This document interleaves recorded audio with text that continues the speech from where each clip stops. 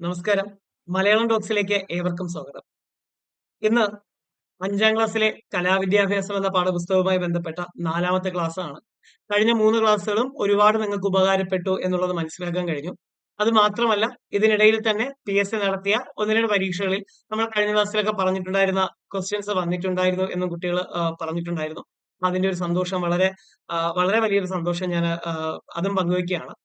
ഇന്ന് കലാവിദ്യാഭ്യാസവുമായി ബന്ധപ്പെട്ട ഈ ഒരു ടെക്സ്റ്റ് ബുക്കിലെ 4ാമത്തെ ക്ലാസ് ആണ്. ഇവിടെ ആരംഭിക്കുന്നത് എറിക് കാർലെയെ പരിചയപ്പെടുത്തിക്കൊണ്ടാണ്. Eric Carlyle.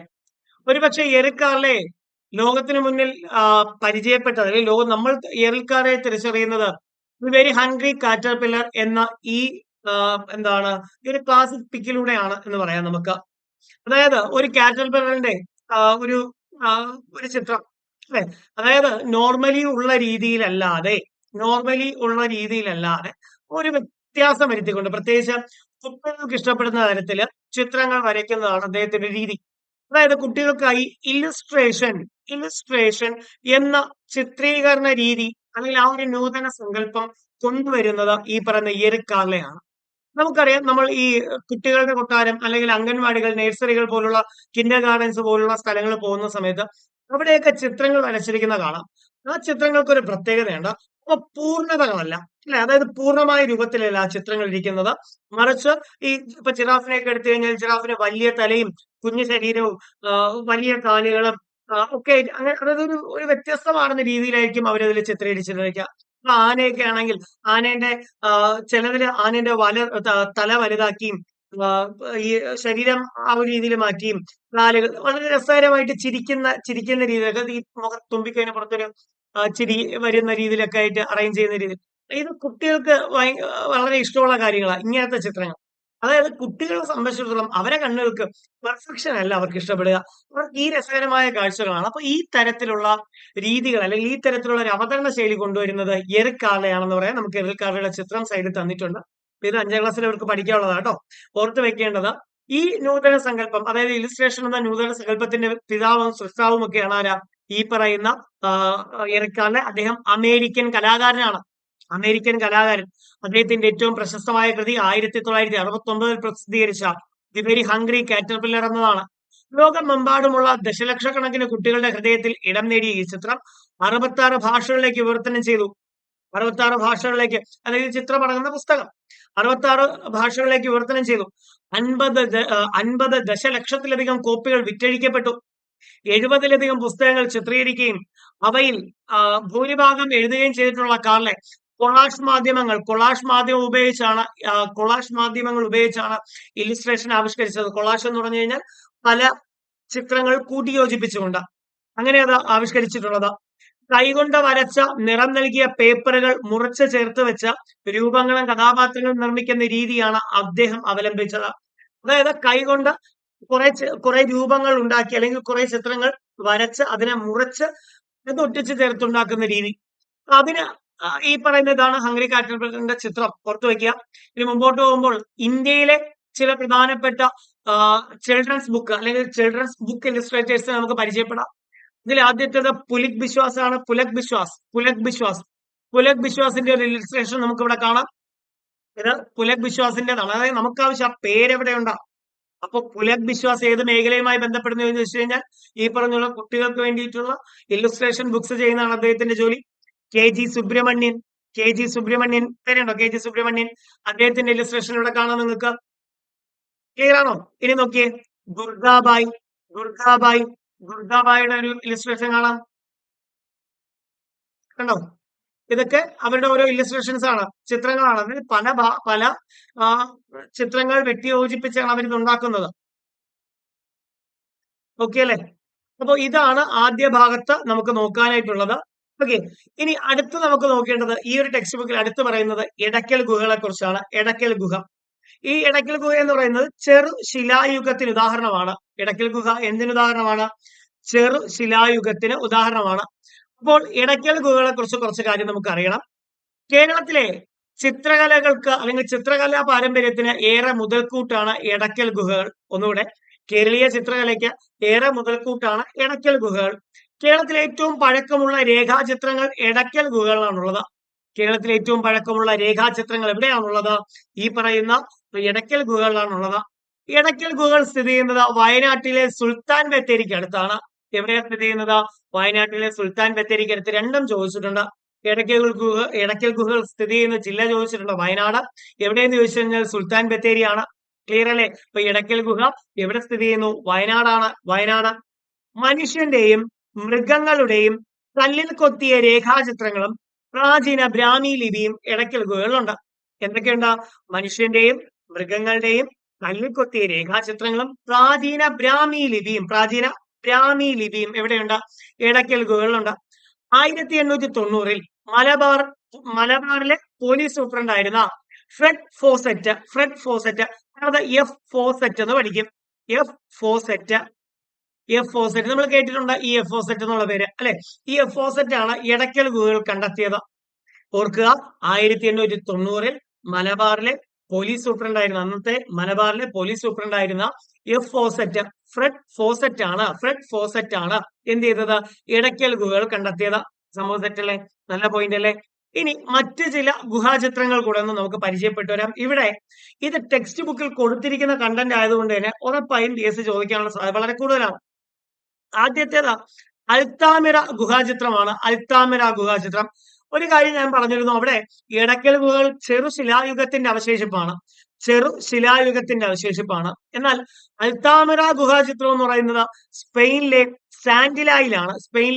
സാൻഡിലായിൽ. ഇത് പാലിയോലിത്തിക് കാലത്തേതാണ്. കാലം. ഓക്കെ അല്ലെ? അപ്പൊ അൽത്താമിറ ഗുഹാചിത്രം എവിടെയാണ്? സ്പെയിനിലെ സാൻഡിലായിലാണ്. ഇത് പാലിയോലിത്തിക് കാലത്തിന് ഉദാഹരണമാണ്. പിന്നെ അടുത്തത് ലാസ്കസ് ഗുഹാചിത്രം ഫ്രാൻസിലെ മൗണ്ടിഗ്നാക്കിലാണ്. ഇതും പാലിയോലിത്തിക് കാലത്തിന്റെ സൂചനയാണ്. അപ്പൊ രണ്ട് ചോദ്യങ്ങളായി. അൽത്താമിറ ഗുഹാചിത്രം എവിടെയാണ് എന്ന് ചോദിച്ചു കഴിഞ്ഞാൽ സ്പെയിനിലെ സാൻഡിലായിലാണ്. അപ്പൊ അൽത്താമിറ ഗുഹാചിത്രം സ്ഥിതി ചെയ്യുന്നത് എവിടെയെന്ന് ചോദിച്ചു കഴിഞ്ഞാൽ സ്പെയിനിലെ സാൻഡിലായിലാണ്. ഇത് ടെക്സ്റ്റ് ബുക്കിലുണ്ട്, സോ ചോദിക്കാൻ കൊള്ളാം. ലാസ്കസ് ഗുഹാചിത്രം എവിടെയാണ്? ഫ്രാൻസിലെ മൗണ്ടിഗ്നാക്കിലാണ്. പിന്നെ അടുത്തത് ഭീംബെറ്റക് അല്ലെങ്കിൽ ഭീംബെtka എന്ന് പഠിക്കാം. ഭീംബെtka ഗുഹാചിത്രം ഇത് മധ്യപ്രദേശിലാണ്.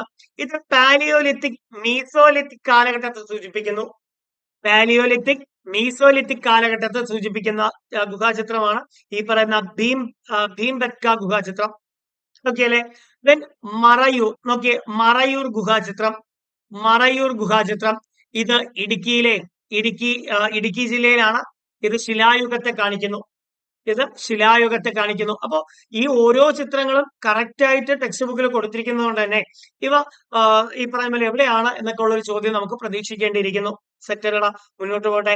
മറ്റ് കാര്യങ്ങളൊന്നുമില്ല, മുന്നോട്ട് പോകുന്നു. ഇനി ഈ ടെക്സ്റ്റ് ബുക്കിൽ, അതായത് ഞാൻ ഈ പറഞ്ഞ 5ാം ക്ലാസ് ടെക്സ്റ്റ് ബുക്കിൽ തൊട്ടടുത്ത് കൊടുത്തിരിക്കുന്ന ഫ്ലിപ്പ് ബുക്കിനെ കുറിച്ചാണ്. ഫ്ലിപ്പ് ബുക്ക് ഒരുപക്ഷെ ചുവടെ തന്നിരിക്കുന്നതിൽ ചിത്രങ്ങൾ ഒരുമിച്ചാക്കി അതിനെ വേഗത്തിൽ ചലിപ്പിക്കുമ്പോൾ ഉണ്ടാകുന്ന എന്നൊക്കെ പറഞ്ഞ ഒരു ചോദ്യം പ്രതീക്ഷിക്കാം. ഈ ഒരു ബുക്ക് കണ്ടപ്പോൾ എനിക്ക് പെട്ടെന്ന് നമ്മുടെ ബാല്യകാലം ഓർമ്മിച്ചു പോയി. അതുകൊണ്ടാണ് പെട്ടെന്ന് ഞാൻ ഈ ഒരു ബുക്ക് കാണിച്ചതാണ്, അല്ലെങ്കിൽ ഈ ഒരു കണ്ടന്റ് ഇതിൽ ഉൾപ്പെടുത്താമെന്ന് തീരുമാനിച്ചത്. പണ്ട് നമ്മൾ ബുക്കുകൾക്കകത്ത് അതിന് ഒരു വശത്ത് ചിത്രങ്ങൾ വരച്ചിട്ട്, അതായത് ഓരോ പേജിലായിട്ട് ഇങ്ങനെ ഒരേപോലുള്ള ചിത്രങ്ങൾ അനങ്ങുന്ന പോലെ വരച്ചിങ്ങനെ ഇത് വേഗത്തിൽ ഇങ്ങനെ തിരിക്കുന്ന സമയത്ത് ചലിക്കുന്ന പോലെ തോന്നത്തില്ലേ? അതായത് ഒരു ബുക്കിന്റെ സൈഡിൽ വരച്ച് ഇതിങ്ങനെ ചലിപ്പിക്കുമ്പോഴേ ഈ ബുക്കിന്റെ പേജുകൾ ഇങ്ങനെ പെട്ടെന്ന് വേഗത്തിൽ മറിച്ചു വിടുമ്പോൾ അത് ചലിക്കുന്ന പോലെ തോന്നത്തില്ലേ? അല്ലെ? ഓർമ്മ വരുന്നില്ലേ? ഇതാണ് ഫ്ലിപ്പ് ബുക്ക്. എന്താണ് ഫ്ലിപ്പ് ബുക്ക്? ഒരുപാട് ബുക്കുകളുള്ള സമയമാണ് അല്ലെ? അതുകൊണ്ട് തന്നെ ഫ്ലിപ്പ് ബുക്ക് ഓർമ്മയിരിക്കട്ടെ. ഫ്ലിപ്പ് ബുക്ക് ഒരു പേജിൽ നിന്ന് അടുത്ത പേജിലേക്ക് ക്രമേണ മാറുമ്പോൾ ചലനം ദൃശ്യമാകുന്ന ചിത്ര പരമ്പരയുള്ള പുസ്തകമാണ് ഫ്ലിപ്പ് ബുക്ക്. സെറ്റ് അല്ലേ? ക്ലിയർ അല്ലേ? ജസ്റ്റ് അവിടെ ജസ്റ്റ് ആ പേര് കണ്ടു, അപ്പൊ അത് പ്രധാനമാണ്, അതുകൊണ്ട് അത് ഞാൻ തന്നു, പഠിച്ചു വെക്കാം. ഇനി തൊട്ടടുത്ത ഭാഗത്ത് ജി ശങ്കരപിള്ളയെ കൊടുത്തിട്ടുണ്ട്. ആ ഒരു ഭാഗത്തിന്റെ ജി ശങ്കരപിള്ള കലയും സാംസ്കാരികവും ആയതുകൊണ്ട് തന്നെ ഈ ഭാഗങ്ങളെല്ലാം ഇടകലർത്തിയാണ് അവർ കൊടുത്തിട്ടുള്ളത്. 1930 മുതൽ 1989 വരെയാണ് ജി ശങ്കരപിള്ളയുടെ കാലഘട്ടം. അല്ലെങ്കിൽ അദ്ദേഹം ജീവിച്ചിരുന്നത്. ആധുനിക മലയാള നാടകവേദിക്ക് വഴിതെളിച്ചത് ജി ശങ്കരപിള്ളയാണ് എന്ന് പറയാം. പലപ്പോഴും ജി ശങ്കരപിള്ളയും ജി ശങ്കരക്കുറുപ്പും കുട്ടികൾക്ക് തെറ്റിപ്പോകാറുണ്ട്. രണ്ടും 2 ആൾക്കാരായിട്ടോ, മാറിപ്പോകരുത്. നാടകകൃത്ത്, സംവിധായകൻ, സാഹിത്യ നിരൂപകൻ എന്നീ നിലകളിൽ അദ്ദേഹം പ്രശസ്തി നേടിയിട്ടുണ്ട്. എങ്ങനെ? നാടകകൃത്ത്, സംവിധായകൻ, സാഹിത്യ നിരൂപകൻ എന്നീ നിലകളിൽ അദ്ദേഹം പ്രശസ്തി നേടിയിട്ടുണ്ട്. നാടക കളരി പ്രസ്ഥാനത്തിന് തുടക്കം കുറിച്ചതും അദ്ദേഹമാണ്. നാടക കളരികൾ എന്ന പ്രസ്ഥാനത്തിന് തുടക്കം കുറിച്ചതും അദ്ദേഹമാണ്. സ്കൂൾ ഓഫ് ഡ്രാമ സ്ഥാപക ഡയറക്ടറും സംഗീത നാടക അക്കാദമിയുടെ ചെയർമാനും ആയിരുന്നു അദ്ദേഹം. ഇതിലെ സ്കൂൾ ഓഫ് ഡ്രാമ ഓർത്തു വയ്ക്കുക. സ്കൂൾ ഓഫ് ഡ്രാമ സ്ഥിതി ചെയ്യുന്നത് അരണാട്ടുകരയിലാണ്. എവിടെയാണ്? അരണാട്ടുകര. അരണാട്ടുകര. അരണാട്ടുകരയിലാണ് എന്ത് സ്ഥിതി ചെയ്യുന്നത്? സ്കൂൾ ഓഫ് ഡ്രാമ സ്ഥിതി ചെയ്യുന്നത്. ചോദിക്കാൻ കൊള്ളാവുന്നതാണ്. സംഗീത നാടക അക്കാദമിയുടെ ചെയർമാനായും പ്രവർത്തിച്ചിട്ടുണ്ട്. 1964 റെയിൽപാളങ്ങൾ എന്ന നാടക കൃതിക്ക് കേരള സാഹിത്യ അക്കാദമി അവാർഡ് ലഭിക്കുകയുണ്ടായി. 1964 റെയിൽപാളങ്ങൾ എന്ന നാടക കൃതിക്ക് എന്ത് ലഭിച്ചു? സാഹിത്യ അക്കാദമി പുരസ്കാരം ലഭിച്ചു. 1979 മികച്ച നാടകകൃത്തിനുള്ള സംഗീത നാടക അക്കാദമി പുരസ്കാരം ലഭിച്ചിട്ടുണ്ട്. ടെക്സ്റ്റ് ബുക്കിൽ കൊടുത്തിരിക്കുന്നതാണ്. പ്രത്യേകിച്ച് ഏറ്റവും പ്രധാനമാണ് ഈ പറയുന്ന സ്കൂൾ ഓഫ് ഡ്രാമ അരണാട്ടുകരയിൽ അദ്ദേഹമാണ് സ്ഥാപിച്ചത്. സംഗീത നാടക അക്കാദമി ചെയർമാനായിട്ട് പ്രവർത്തിച്ചിട്ടുണ്ട്. ആളുടെ പേര് ജി ശങ്കരപിള്ള. ഞാൻ പറഞ്ഞു ജി ശങ്കരപിള്ളയും ജി ശങ്കരക്കുറുപ്പും എപ്പോഴും മാറിപ്പോകുന്നതാണ്. ഓക്കെ, മുന്നോട്ട് പോകുന്നു. തൊട്ടടുത്ത വയലാ വാസുദേവൻ പിള്ളയെ കാണാം. ഇതാണ് വയലാ വാസുദേവൻ പിള്ള. പലരും വയലാ വാസുദേവൻ പിള്ളയും വയലാർ രാമവർമ്മയും ഒന്നാണ് എന്ന് തെറ്റിദ്ധരിക്കുന്നുണ്ട്. തെറ്റ് രണ്ടാൾക്കാർ കേട്ടോ. വയലാ വാസുദേവൻ പിള്ള 1945 ജനനം. 2011 അദ്ദേഹം മരണപ്പെടുന്നത്. പ്രഗത്ഭ നാടകകൃത്താണ്. പ്രഗത്ഭ നാടകകൃത്തായ ജി ശങ്കരപിള്ളയുടെ ശിഷ്യനായിരുന്നു ഈ പറയുന്ന വയലാ വാസുദേവൻ പിള്ള. 2 പതിറ്റാണ്ടോളം Thrissur school of drama and fine ആർട്സിന്റെ ഡയറക്ടർ ആയിരുന്നു അദ്ദേഹം. ഒന്നുകൂടെ, നമ്മൾ നേരത്തെ പറഞ്ഞില്ലേ അരണാട്ടുകരയുള്ള തൃശ്ശൂരിലെ അരണാട്ടുകരയുള്ള സ്കൂൾ ഓഫ് ഡ്രാമ തൃശ്ശൂരാണ് ജില്ല അല്ലെ. സ്കൂൾ ഓഫ് ഡ്രാമയുടെ എന്തായിരുന്നു? ഡയറക്ടർ ആയിരുന്നു. കേരള യൂണിവേഴ്സിറ്റിയിലെ centre for performing and visual ആർട്സിന്റെ സ്ഥാപകനും അദ്ദേഹമാണ്. എങ്ങനെ? കേരള യൂണിവേഴ്സിറ്റിയിലെ centre for performing and visual ആർട്സിന്റെ സ്ഥാപകൻ. 40ഓളം നാടകങ്ങൾ അദ്ദേഹം എഴുതിയിട്ടുണ്ട്. അഗ്നി എന്ന കൃതിക്ക് 1981 കേരള സാഹിത്യ അക്കാദമി അവാർഡും 2002 കേരള സംഗീത നാടക അക്കാദമി അവാർഡ് ലഭിച്ചു. 1981 കേരള സാഹിത്യ അക്കാദമി അവാർഡ് അഗ്നി എന്ന കൃതി വന്നു. അഗ്നി. അപ്പൊ പഠിച്ചു വയ്ക്കാം. അഗ്നി എന്ന കൃതി എഴുതിയത് ആരാണ്? വയലാ വാസുദേവൻ പിള്ള. 2002 കേരള സംഗീത നാടക അക്കാദമി അവാർഡ് ലഭിച്ചു. മലയാള നാടകവേദിക്ക് നൽകിയ സംഭാവനകൾ പരിഗണിച്ച് 2009 അദ്ദേഹത്തെ കേന്ദ്ര സംഗീത നാടക അക്കാദമി അവാർഡ് നൽകി ആദരിച്ചു. 2009 കേന്ദ്ര സംഗീത നാടക അക്കാദമി അവാർഡ് കിട്ടി വയലാ വാസുദേവൻ പിള്ളയ്ക്ക്. എന്നാൽ അടുത്തത് ജോർജ് കുട്ടിയാശാൻ. ഞാൻ പൊതുവെ പല ക്ലാസ്സുകളും സൂചിപ്പിക്കാറുള്ള ഒരു പേരാണ് ജോർജ് കുട്ടിയാശാന്റേത്. പെട്ടെന്ന് നമ്മൾ ജോർജ് കുട്ടിയാശാൻ എന്ന് കേൾക്കുമ്പോൾ നമ്മുടെ ദൃശ്യമായിരിക്കും പെട്ടെന്ന് ഓർമ്മ വരിക അല്ലെ, ജോർജ് കുട്ടി എന്ന് കേൾക്കുമ്പോൾ. ഓക്കെ, എന്നാൽ ഇവിടെ ജോർജ് കുട്ടിയാശാനെ കണ്ടുവരാൻ നമുക്ക്. ചവിട്ടുനാടക കലയെ അടുക്കും ചിട്ടയും നൽകി സംവിധാന മികവോടെ പുനരുജ്ജീവിപ്പിച്ച പ്രധാനിയാണ് ജോർജ് കുട്ടിയാശാൻ. ചവിട്ടുനാടക കലയെ അടുക്കും ചിട്ടയും നൽകി സംവിധാന മികവോടെ പുനരുജ്ജീവിപ്പിച്ച പ്രധാനിയാണ് ജോർജ് കുട്ടിയാശാൻ. ദൂരദർശനിലും റേഡിയോ നിലയങ്ങളിലും വിവിധ ചവിട്ടുനാടകങ്ങൾ അവതരിപ്പിക്കുന്നതിന് നേതൃത്വം നൽകുകയുണ്ടായി അദ്ദേഹം. ഓക്കെ അല്ലെ. ദൂരദർശനിലും റേഡിയോ നിലയങ്ങളിലും വിവിധ ചവിട്ടുനാടക അവതരണങ്ങൾ അദ്ദേഹത്തിന്റെ നേതൃത്വത്തിൽ നടക്കുകയുണ്ടായി. ഓക്കെ അല്ലെ. ഒന്നുകൂടെ ഓർത്തു വെക്കുക, ജോർജ് കുട്ടിയാശാൻ ഏറ്റവും പ്രധാനപ്പെട്ട ഒരു പേരാണ് ജോർജ് കുട്ടിയാശാൻ. ചവിട്ടുനാടകമാണ് വിഷയം അല്ലെ. ഓർത്തു വെക്കുക, ചവിട്ടുനാടകത്തിന്റെ അല്ലെങ്കിൽ ആധുനിക ചവിട്ടുനാടകത്തിന്റെ സൃഷ്ടാക്കൾ എന്ന് പറയുന്നത് ചിന്നത്തമ്പി അണ്ണാവിയാണ്. ചിന്നത്തമ്പി അണ്ണാവിയും വേദനായകൻ പിള്ളയുമാണ് അല്ലെ. ചിന്നത്തമ്പി അണ്ണാവിയും വേദനായകൻ പിള്ളയും. ഈ ചിന്നത്തമ്പി അണ്ണാവിയുടെ കാറൽമാൻ ചരിതമാണ് ആദ്യ ചവിട്ടുനാടകം. കാറൽമാൻ ചരിതം. ചവിട്ടിയാൽ ശബ്ദമുണ്ടാകുന്ന തരത്തിൽ പലക നിരത്തി ആ പലകയിൽ ചവിട്ടുക ചെയ്യുന്നത്. ഈ ചവിട്ടുകൾക്ക് ഒരു പ്രത്യേകത ഉണ്ട്. ഞാൻ മുമ്പ് പറഞ്ഞിട്ടുണ്ട്, ചവിട്ടുകൾക്ക് ഒരു പ്രത്യേകതയുണ്ട്. കഥകളിയിലെ ഹസ്തമുദ്രകളുടെ ഇതിന് സമാനമായ പ്രാധാന്യം ഈ ചവിട്ടുനാടകത്തിലെ ചുവടിനുണ്ട്, ചവിട്ടുകൾക്കുണ്ട്. അത് ഇരട്ടിപ്പുകൾ, കലാശങ്ങൾ, ഇടക്കലാശങ്ങൾ, കവിത്തങ്ങൾ എന്ന പേരിലാണ് ആ ചവിട്ടുകൾ അറിയപ്പെടുന്നത്. എങ്ങനെ? കലാശങ്ങൾ, ഇടക്കലാശങ്ങൾ, കവിത്തങ്ങൾ, ഇരട്ടിപ്പുകൾ. ഇവ എന്താണ്? ഈ പറയുന്ന ചവിട്ടുനാടകവുമായി ബന്ധപ്പെട്ടതാണ്. അപ്പൊ ജോർജ് കുട്ടിയാശാൻ ഏറ്റവും പ്രധാനപ്പെട്ട ചവിട്ടുനാടക കലാകാരനാണ്. ദൂരദർശനിലും റേഡിയോ നിലയങ്ങളിലും അദ്ദേഹം എന്ത് ചെയ്തു? ചവിട്ടുനാടകങ്ങൾ അവതരിപ്പിച്ചിട്ടുണ്ട്. അടുത്തത് എൻ.എൻ. പിള്ള. ഒരുപക്ഷെ എൻ.എൻ. പിള്ള എന്ന പേരിലുപരി ഏവർക്കും പരിചയം അഞ്ഞൂറാൻ എന്നൊരു പേരായിരിക്കും അല്ലെ. നമ്മുടെ നടനായ വിജയരാഘവന്റെ പിതാവ് കൂടിയാണ് അദ്ദേഹം. മലയാള നാടക ലോകത്തെ നാടകാചാര്യൻ അല്ലെ, പ്രശസ്ത നാടകകൃത്തും സംവിധായകനുമായ NN പിള്ള അനീതിക്കെതിരെ ശക്തിയായി പ്രതികരിക്കുന്ന നാടക പ്രമേയങ്ങളായിരുന്നു സ്വീകരിച്ചത്. NN പിള്ള 1918 ജനിച്ചു. 1995 മരണം. കേരള സാഹിത്യ അക്കാദമി അവാർഡ്, കേന്ദ്ര സാഹിത്യ അക്കാദമി അവാർഡ് എന്നിവ ലഭിച്ചു. അദ്ദേഹത്തിന്റെ ആത്മകഥയാണ് ഞാൻ. കണ്ടോ, നല്ല ചോദ്യമാണ്. അദ്ദേഹത്തിന്റെ ആത്മകഥയാണ് ഞാൻ എന്ന് പറയുന്നത്. ഞാൻ എന്ന ആത്മകഥ ആരുടേതാണ്? അദ്ദേഹത്തിൻ്റെതാണ്. ഞാൻ എന്ന ആത്മകഥ എഴുതി. ഓക്കെ അല്ലെ? അപ്പൊ ഞാൻ എന്ന ആത്മകഥയുടെ സൃഷ്ടാവാരാണ്? NN പിള്ള. ഓക്കെ, എപ്പോഴും ഓർത്തു വയ്ക്കുക, ഇതാണ് NN പിള്ള. അദ്ദേഹത്തിന്റെ ആത്മകഥ ഞാൻ സ്ഥിരമായി ചോദിക്കുന്നതാ. അടുത്തത് ഹരിശങ്കർ. 1958 ജനിച്ച 2002 മരണം. കർണാട്ടിക് സംഗീതത്തിലെ പ്രശസ്ത ഗഞ്ചിറ വാദ്യ കലാകാരനായിരുന്നു അദ്ദേഹം. ഞാൻ പറഞ്ഞു, ഈ ഭാഗമൊക്കെ തന്നെ അവര് ഓരോ കലാകാരന്മാരെയും അങ്ങനെ ഒരു പ്രോപ്പർ ഓർഡർ അല്ല അറേഞ്ച് ചെയ്തിട്ടുള്ളത്. ഓരോ ഭാഗത്തും ഇങ്ങനെ കുറച്ച് നല്ല നല്ല കണ്ടന്റുകൾ അവരിട്ട് വന്നു എന്നുള്ളതാണ് അതിന്റെ റിയാലിറ്റി. അതുകൊണ്ടാണ് ഞാൻ ആ ഒരു ഓർഡറിൽ തന്നെ എടുക്കുന്നത്. കർണാട്ടിക് സംഗീതത്തിലെ പ്രസിദ്ധ ഗഞ്ചിറ വാദ്യ കലാകാരൻ. ഗഞ്ചിറ എന്ന് പറയുന്ന വാദ്യോപകരണം നിങ്ങൾക്കറിയാം. ഗഞ്ചിറ വാദ്യോപകരണ കലാകാരനായിരുന്നു അദ്ദേഹം.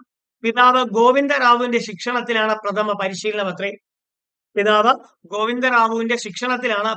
പ്രാഥമിക പരിശീലനം അത്രേ നടന്നത്. ഇനി ചെന്നൈ ഓൾ ഇന്ത്യ റേഡിയോയിലെ ഉദ്യോഗസ്ഥനായിരുന്നു അദ്ദേഹം. ചെന്നൈയിലെ ഓൾ ഇന്ത്യ റേഡിയോയിലെ ഉദ്യോഗസ്ഥൻ. ഹരിശങ്കരൻ ഏത് മേഖലയിൽ ശ്രദ്ധേയനാണ്? പ്രശസ്ത ഗഞ്ചിറ കലാകാരൻ. സെറ്റ് അല്ലേ? നല്ല പോയിന്റ് അല്ലേ? മുന്നോട്ട് പോകാലോ. ഇവിടെ അടുത്ത് നമുക്ക് നോക്കേണ്ടത് മട്ടന്നൂർ ശങ്കരകുട്ടിമാരാരെ കുറിച്ചാണ്. മട്ടന്നൂർ ശങ്കരകുട്ടിമാരാർ കേരളത്തിലെ പ്രശസ്ത ചെണ്ട വാദ്യ കലാകാരനാണ് അദ്ദേഹം. ചെണ്ട വാദ്യ കലാകാരൻ. ഒന്നുകൂടെ, കേരളത്തിലെ പ്രശസ്ത ചെണ്ട വാദ്യ കലാകാരനാണ് അദ്ദേഹം. ഓക്കെ, കേരളീയ വാദ്യമായ ചെണ്ടയെ ഫ്യൂഷൻ മ്യൂസിക്കിലേക്ക് കൊണ്ടുവരികയും ആഗോളതലത്തിൽ വാദ്യത്തിന് പ്രശസ്തി നേടിക്കൊടുക്കുകയും ചെയ്തതും അദ്ദേഹമാണ്. 2007 രാജ്യം പത്മശ്രീ നൽകി അദ്ദേഹത്തെ ആചരിച്ചു. 2007 രാജ്യം എന്ത് ചെയ്തു? പത്മശ്രീ നൽകി അദ്ദേഹത്തെ ആദരിക്കുന്നു. ഓക്കെ അല്ലെ? മട്ടന്നൂർ ശങ്കരൻകുട്ടിമാരാർ നിലവിൽ കേരള സംഗീത നാടക അക്കാദമിയുടെ അധ്യക്ഷനും അദ്ദേഹമാണ്. നല്ല പോയിന്റ് അല്ലേ? നിലവിലെ കേരള സംഗീത നാടക അക്കാദമി അധ്യക്ഷനും മട്ടന്നൂർ ശങ്കരൻകുട്ടിമാരാരാണ്. ചെണ്ടയാണ് അദ്ദേഹത്തിന്റെ പ്രധാന വാദ്യോപകരണം. പിന്നെ ചെണ്ട എന്നൊരു പ്രയോഗം പറഞ്ഞതുകൊണ്ട് തന്നെ ഇവിടെ 1-2 വാദ്യോപകരണങ്ങൾ നൽകിയിട്ടുണ്ട്. ഇത് മരമാണ്, ഇത് തുടിയാണ്, ചെണ്ട, തപ്പ. ഓക്കെ അല്ലെ? ഏതൊക്കെയാണ്? മരം, തുടി, ചെണ്ട, തപ്പ. ഇവയാണ് പ്രധാന വാദ്യോപകരണങ്ങൾ. എങ്കിൽ എന്റെ ചോദ്യം ഇതാണ്, പ്രധാന വാദ്യോപകരണമായി വരുന്ന കലാരൂപം ഏതാ? തപ്പ. പടയണി അല്ലെ? പടയണിയിൽ ചെണ്ടയും തപ്പുമാണ് വാദ്യോപകരണങ്ങൾ. ഓക്കെ അല്ലെ? പഠിച്ചു വെക്കാലോ. അപ്പൊ ഇത്രയുമാണ് ഇന്നത്തെ ഈ സെക്ഷനിൽ നമ്മൾ അറേഞ്ച് ചെയ്തിട്ടുള്ളത്. ഓക്കെ അല്ലെ? അപ്പൊ ഇന്നത്തെ ക്ലാസ്സിൽ നമ്മൾ പഠിച്ച കാര്യങ്ങൾ ഒന്നുകൂടെ ഒന്ന് ഓർത്തു വെക്കുക. ഈ ഭാഗമൊക്കെ തന്നെ സ്കിപ്പ് ചെയ്യാതെ തന്നെ പഠിച്ചു വെക്കുക കേട്ടോ. അപ്പൊ ഈ ഒരു ഭാഗത്തു നിന്നുള്ള എല്ലാ മാർക്കും നിങ്ങൾക്ക് സ്കോർ ചെയ്യാൻ പറ്റട്ടെ എന്ന് ആശംസിക്കുകയാണ്. ഞാൻ എന്റെ ക്ലാസ് വൈൻഡപ്പ് ചെയ്യുന്നു. അടുത്ത സെക്ഷനുമായി വീണ്ടും കാണാം. ഇനി 5ാം ക്ലാസ്സിലെ ടെക്സ്റ്റ് ബുക്കുമായി ബന്ധപ്പെട്ട് നമുക്ക് ഒരു സെക്ഷൻ കൂടെ ബാക്കിയുള്ളൂ. അപ്പോഴേക്കും ഈ പറയുന്ന കല എന്ന് പറയുന്ന ഒരു ഭാഗം തീരുകയാണ്. അപ്പൊ ആ ഒരു ഭാഗം നന്നായിട്ട് കണ്ട് പഠിക്കുക കേട്ടോ. എല്ലാവർക്കും ഒരു ശുഭദിനം ആശംസിക്കുന്നു. ക്ലാസ് വൈൻഡപ്പ് ചെയ്യുന്നു. Thank you.